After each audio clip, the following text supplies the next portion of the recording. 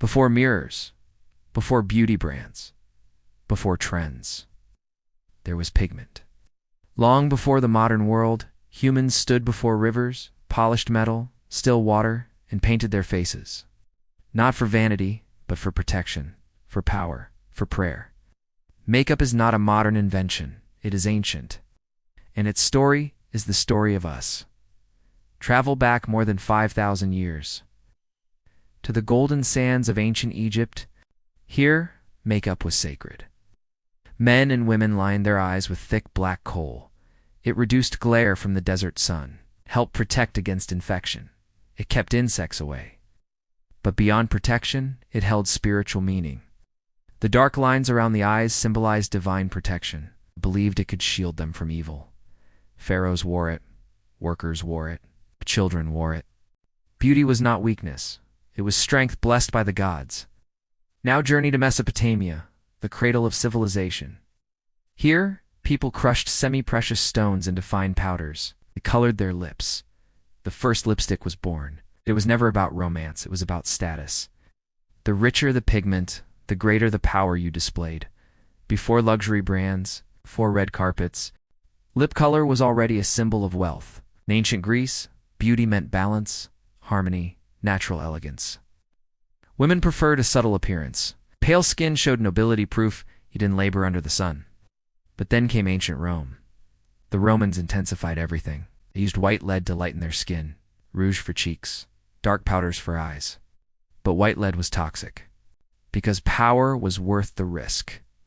Makeup had become a visible symbol of social rank, no matter the cost. Then, silence. During the Middle Ages, cosmetics were condemned. Makeup was seen as sinful, deceptive, a challenge to divine creation.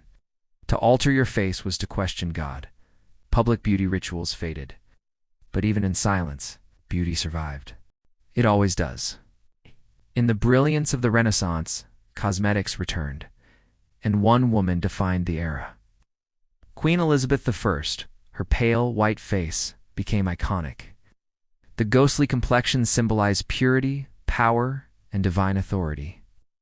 Her red hair became part of her royal image. Makeup became more than appearance. It became political theater, a crafted identity, living portrait. The Georgian era embraced excess. Men and women powdered their faces heavily. Bright rouge, decorative beauty marks, dramatic wigs. Faces became performance. But then came Queen Victoria. She declared cosmetics vulgar. Respectable women stopped wearing visible makeup, but they didn't stop enhancing their beauty. Pinched their cheeks for blush, bit their lips for color. Makeup went underground. Subtle, secret, but still alive. Then came factories. Then came cinema. The rise of film transformed beauty forever. Actresses needed bold makeup to be visible on screen. Audiences copied their style. The 1920s flapper appeared. Bold lips, dark eyes, short hair. Makeup became rebellion. The 1950s brought glamour, red lips, winged eyeliner, polished elegance. The 1960s exploded with youth culture. Color, experimentation. Makeup was no longer about fitting in. It became about standing out. Mass production made cosmetics affordable. For the first time in history, beauty belonged to everyone. Today, makeup is art. It transcends gender. It embraces diversity. Shades now reflect deeper skin tones once ignored. Movements promote cruelty-free and vegan beauty. Social media turned ordinary individuals into global artists. A face is no longer something to hide. It is a canvas. There are no rules. Look at the history of makeup, and you will see the history of humanity. Protection in Egypt, status in Mesopotamia, power in Rome, silence in the Middle Ages, politics in the Renaissance, rebellion in the 20th century. Freedom today. Makeup has been feared, worshipped, banned, celebrated, yet it has endured, because it is not just color on skin. It is identity, it is culture, it is story. And every time someone lifts a brush, they are continuing a tradition thousands of years old. So the next time you look in the mirror, remember you are not just applying makeup, you're participating in history.